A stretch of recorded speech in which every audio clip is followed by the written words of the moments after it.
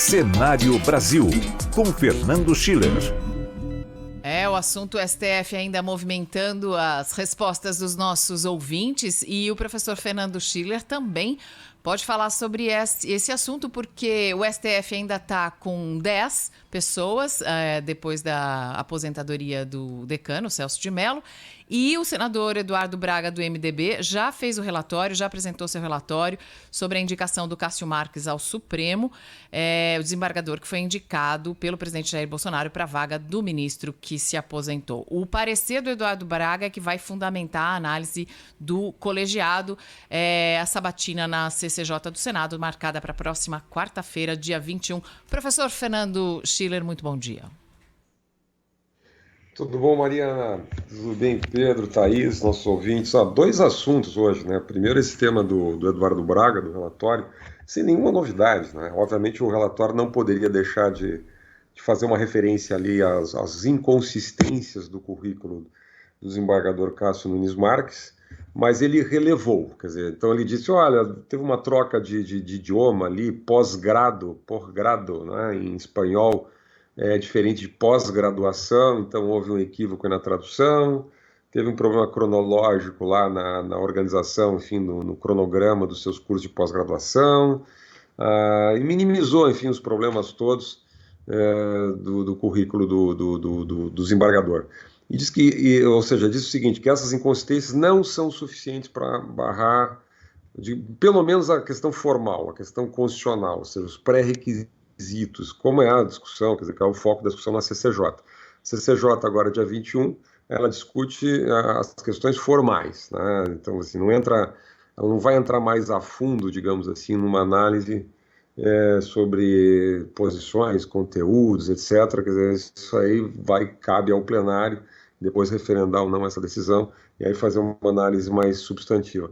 Na verdade, uma indicação para o ministro Supremo Tribunal Federal, quer dizer, nesse plano, é muito difícil que seja contraditado. O presidente Bolsonaro, na minha visão, ele fez uma escolha politicamente muito eficiente.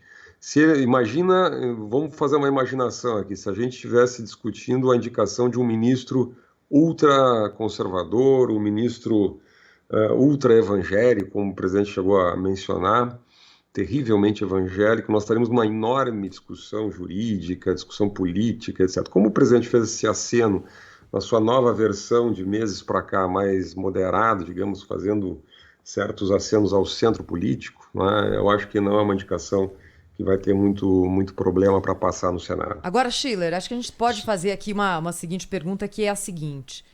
Quando se escolhe um ministro do Supremo Tribunal Federal, é um cargo que se coloca ali por muitas décadas. A gente tem falado muito aqui do Marco Aurélio, por exemplo, que está completando 30 anos de Supremo. Celso de Mello saindo agora com mais de 30, ou seja, é uma decisão, uma escolha de uma pessoa que vai tomar decisões na corte mais alta do país, não só durante o governo Bolsonaro, durante o governo Bolsonaro e durante mais 10 governos, se for longevo no Supremo Tribunal Federal e quiser continuar lá. O que eu estou colocando aqui porque é uma decisão muito importante, muito relevante. A gente viu que uma canetada de um ministro do Supremo agora provocou em relação a esse caso do André do Rep. A minha pergunta é, será que não havia ninguém no meio jurídico com um currículo ali mais interessante do que o ministro, o quase-ministro Cássio Conká? Porque o que a gente sabe dele até agora é que teve uma atuação discreta na advocacia, foi para tribunais e que cometeu ali, digamos, para ser politicamente correta, algumas incorreções no seu currículo. Mas não é uma pessoa que se olhe e fale, olha, esse é o cara, é a nata do meio jurídico, é a pessoa que fez e aconteceu, é professor de direito constitucional, tem livro, tem... Não, é uma pessoa ali, se a gente olha o meio jurídico do país, que está num setor intermediário. Uma decisão tão relevante quanto essa, não deveria, de fato, ter uma escolha que levasse em conta mais, de fato, o que a pessoa já entregou ao longo da sua vida?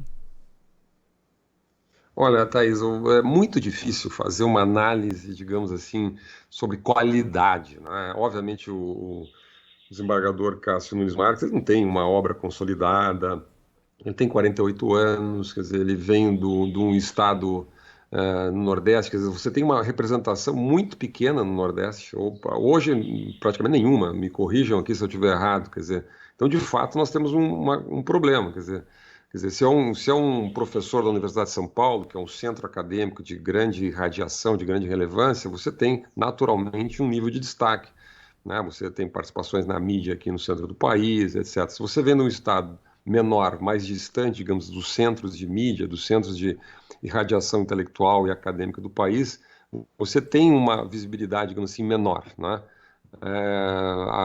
Então, eu diria que eu não vejo nisso, Thaís, o maior problema. Quer dizer, já comentei aqui uma vez, quer dizer, eu fiz algumas consultas de conhecidos meus fontes lá no Piauí, lá em Teresina, e as referências da carreira do Cássio Nunes Marques são boas, são excelentes referências. Um juiz técnico, um juiz low profile, um juiz que fala nos autos, que tem pouca referência pública, poucas entrevistas, né? Então, muitas das coisas que a gente discute aqui, muitas vezes a gente critica, né? Que é um ministro que vai para as redes sociais, um ministro que faz declarações políticas, um ministro que é muito criativo, inventa coisas que não tem na Constituição, etc, etc. A tendência, pelo menos, é que não seja esse o perfil do desembargador Cássio Nunes Marques, caso se torne ministro. Aliás, fazendo uma referência que pouca gente eu tenho visto fazer, é uma coincidência que a gente está discutindo agora uma votação ontem no Supremo que exatamente diz respeito a essa discussão do garantismo, não é? O voto do ministro Marco Aurélio Mello, hoje criticado quase que unanimemente pelo país, é um voto terrivelmente garantista, não é? Ele não olha a capa, ele faz uma interpretação literal, e eu vou provocar aqui um pouquinho, na minha visão correta, do artigo 316 do Código do Processo Penal. Foi aprovado no passado no Congresso, e o espírito, o sentido, o objetivo daquela aprovação está muito claro ali.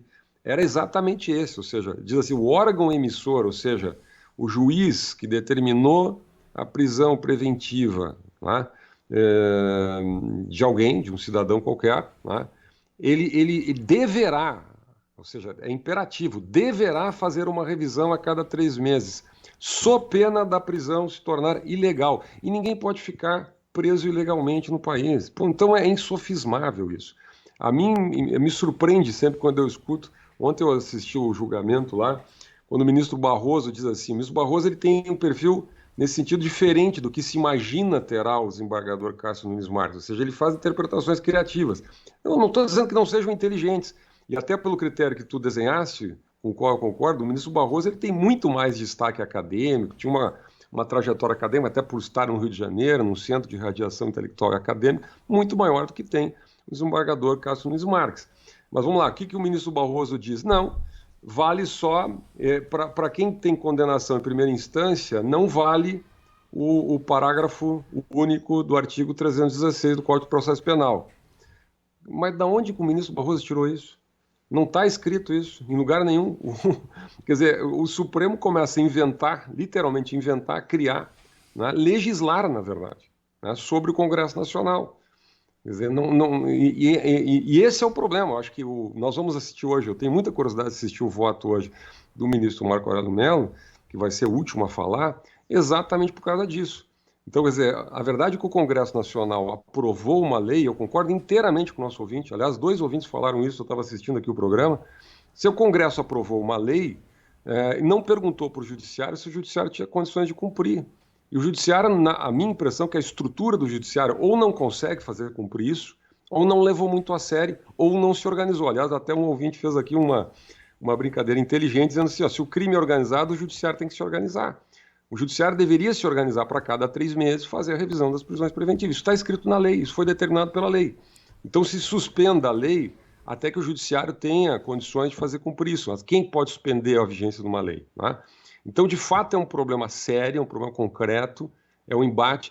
E se nós estamos analisando agora, né, com o Senado Federal, a indicação de um ministro garantista, seria um ministro que, em tese, se aproximaria muito mais da posição do ministro Marco Aurélio do que da posição que foi majoritária aí nessa decisão que está sendo tomada pelo Supremo. Fernando Schiller conosco, discordo em gênero, número e grau, mas não tem tempo para a gente discutir isso aqui, já falei minha opinião, mas de qualquer forma, feliz dia do professor para você, porque eu te admiro demais, Fernando Schiller. É o meu favorito aí, outra hora temos que discutir isso aí. Vamos discutir isso um dia aqui, agora não dá tempo, senão a Thaís briga com a gente. Vamos tomar um café, Schiller. Um abraço, Schiller. Grande abraço.